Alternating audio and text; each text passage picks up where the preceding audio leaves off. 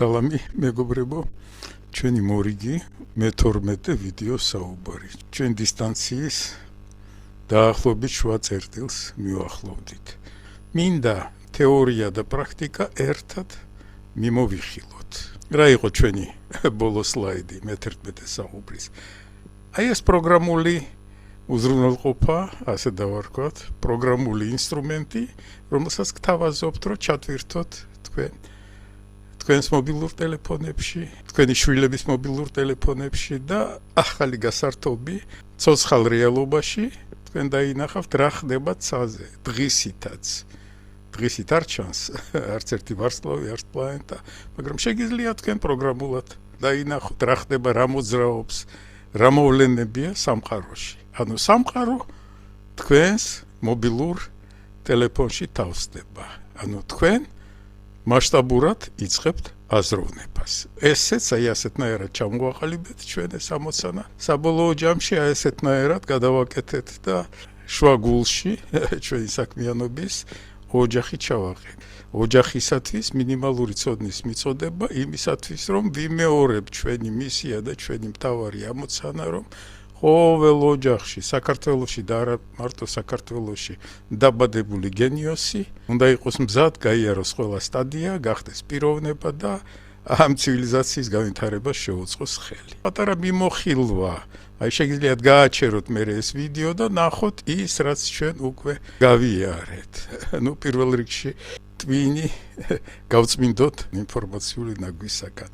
აი დავიწყოთ სწრაფად გავივლი ამას ყველაფერს, აი ამ სლაიდებს. ანუ ეს პირველი სლაიდი, რომ ბევრი ნაგავია ჩვენ თავებში, ინფორმაციული. ესეც იყო, გახსოვთ, ჩვენი ცივილიზაციის განვითარება მუქ ფერებში არის წარმოდგენილი. მერე ჩვენ როდესაც რეცეპტებზე ვილაპარაკებთ, გავაფერადებთ, პროექტზე მუშაობა, ჩვენ უკვე ვიცით, მაშინ ფსიქოლოგია დაგვჭირდა და დავინახეთ, რომ ფსიქოლოგიასაც აქვს გარკვეული პრობლემები, ძალიან სერიოზული პრობლემები და აი ესეთი საპროექტო სამუშაო დავგეგმეთ.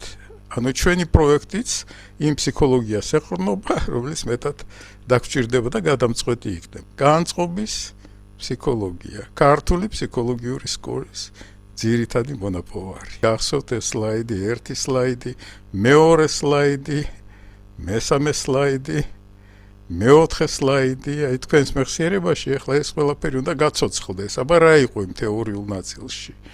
რა ასოციაციები გიჩნდებათ? გახსოვთ, როდის იყო? გიჩნდება სურვილი გადახედოთ ყველგან, სადაც არ უნდა ვიყოთ, ჩვენ ვცდილობთ, რომ ეს პირველადი ლორენცის დემონის აი ესეთი ფუნქცია არის უპირატესობის მოპოვება. ამ დემონს იმხელა ძალა აქვს, რომ შეიძლება ჭკვიანი ადამიანებიც გადარიოს და ერთმანეთს ეჭხუბონ. აი ასეთი ომი შეიძლება გაჩაღდეს აკადემიურ საზოგადოებაში და ეხლა ჩვენ ზუსტად მივადექით იმ პერიოდს, როდესაც შეიძლება ესეც დაიწყოს და ამას უნდა ავარიდოთ ჩვენ თავი. კიდევ სლაიდები, აი ნახეთ, აი ეს ქაოსია მოსალოდნელი. დაფიქრდით, შეხედეთ ამას, ვიზუალური ინფორმაცია ძალიან მდიდარია. ყველაფერი არის გამოხატული. ვიზუალური ინფორმაციის სარგებლობა ჩვენი ერთ-ერთი მონაპოვარია ჩვენი ცივილიზაციის. და ილუზიები. ანუ ცოდნა, მათემატიკა პირველ რიგში გვჭირდება ჩვენ იმისათვის, რომ ჩვენი მოჩვენებითი წარმოდგენები იყოს დაზუსტებული და იყოს რეალობასთან დაკავშირებული. ლორენცის დემონი ზუსტად ამით სარგებლობს, ეს არის ჩვენი ერთ-ერთი სუსტი წერტილი. ერთს გონია ასე, მეორეს გონია ისე და ირევა ყველაფერი.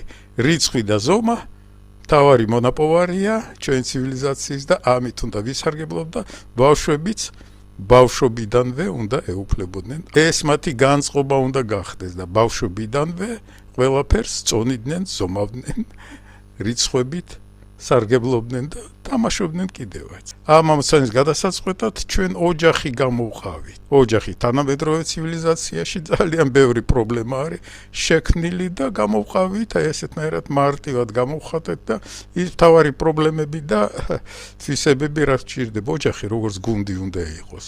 გუნდივით უნდა მუშაობდეს და აი პირობებს უნდა იცავდეს და იცნობდეს ამას. მაშინ იქნება მდგრადი ოჯახი და ბავშვიც ასეთ ოჯახში გაიზრდება მოაზროვნე. დღევანდელი განათლება კონვეიერია სამწუხაროდ და ის ბოროტი ძალა ჭყალებში იყოს, იმიტომ რომ ესეც არის მოსათვინიერებელი ხელოვნური ინტელექტი. ეხლა უნდა ვასწავლოთ, უნდა აღზარდოთ, კულტურა უნდა ვასწავლოთ და ქცევა უნდა ვასწავლოთ ხელოვნურ ინტელექტს. კოლეგები, რომლებიც მის მხარეზე დგანან, მათაც უნდა ვასწავლოთ ოჯახში პირველ რიგში ლორენცის დემონის მოთვინიერება. ეს უნდა იყოს ერთ-ერთი მთავარი ამოცანა. ბავშვებს წავთ. ანუ ეს პერიოდია, როდესაც ხდება პროგრამების, პირველადი პროგრამების ინსტალირება. მათაც უნდა ვასწავლოთ თავისი პატარა დემონების მოთვინიერება. სულ ვიბიოურებ, რომ ყველაფერი არის გამოცდილი.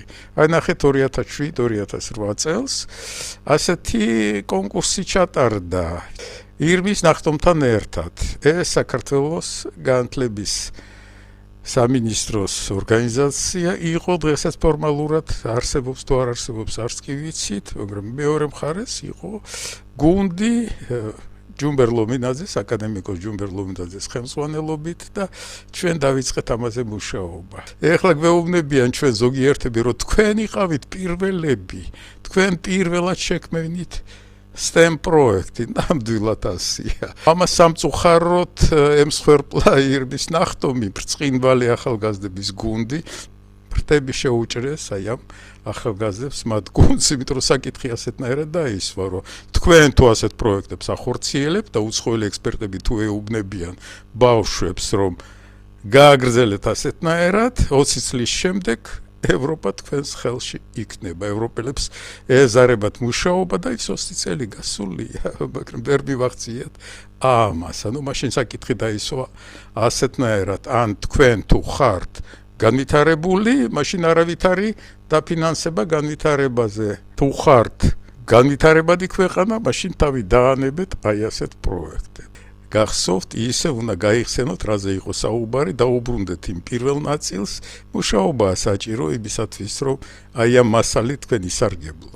ანუ ჩვენი პროექტი არ არის გართობა, მაგრამ მოკლედ და ბავშვებისთვის გასაგები ენით გაწვდით იმ ძირითად პრინციპულ საკითხებს, მიდგომებს და კანონზომიერებებს, რაც გამოგადგებათ ცხოვრებაში და ოჯახის მშენებლობაში. აქაც გახსოვთ, სად მივედით, ანუ ამით გამოიკვეთა ჩვენი მიზნობრივი ჯგუფი, ოჯახები და ქალბატონლია ქურხულის მიერ ორგანიზებული უზარმაზარი სისტემა, სადაც როგორ ჩანს, დიდი ვარაუდით, თუ გავიხსენებთ ჩვენ ევოლუციით შემუშავებული ქცევების პროგრამას, ის ადამიანები არიან შეკრებილები, ვინც რესურსების გაცვლაზე მუშაობენ.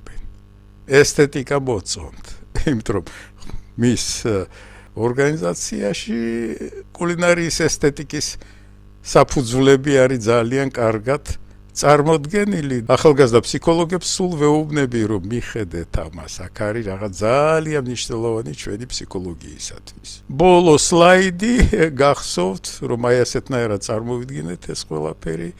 აკადემიკოს შოთა ნადირაშვილის წარმოდგენა ჩვენს განვითარებაზე, 3 ტიპი ინტელექტუალური განვითარების და აქ სტელარიუმი, რომელზეც იყო საუბარი, უნდა იყოს ზუსტად ოჯახის სუბიექტ წევრების, მშობლების ინდივიდ წევრთან დაკავშირების საშუალება. ამაში უნდა ითამაშოთ. თუ დაიწყებთ ამით სარგებლობას, თქვენ ნახავთ, რომ გექნებათ თქვენ ყოველთვის ახალი ამბები, რა ხდება ცაზე. სად, რომელი ვარსკვლავია, როგორ მდებარეობენ, პლანეტები როგორ მოძრაობენ, კომეტები თუ გაჩნდა, მეტეორული ნაკადები, იქნებით უკვე სამყაროს მასშტაბში მოაზროვნე ადამიანები. ამით უნდა შევეცადოთ, რომ შევცვალოთ ის კარნახი არ იაზროვნო.